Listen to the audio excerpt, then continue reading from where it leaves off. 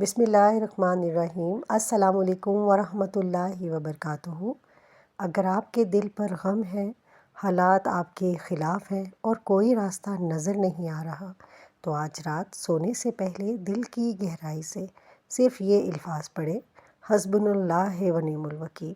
یہ وہ کلمات ہیں جو اللہ تعالیٰ نے قرآن مجید میں بیان فرمائے۔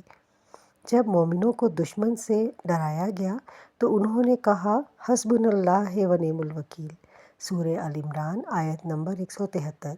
پھر اللہ تعالیٰ نے فرمایا کہ وہ اللہ کی نعمت اور فضل کے ساتھ واپس لوٹے، انہیں کوئی نقصان نہ پہنچا، سورہ آل عمران آیت نمبر 174۔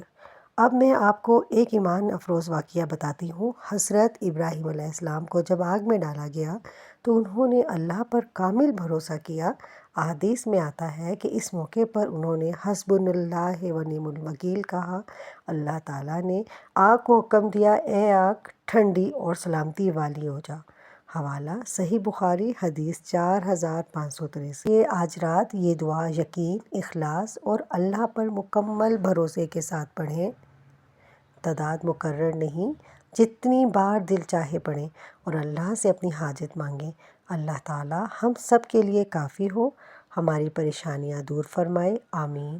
اگر یہ ویڈیو آپ کے دل کو لگی ہو تو کمنٹ میں ضرور لکھیں: حسبنا اللہ و نعم الوکیل۔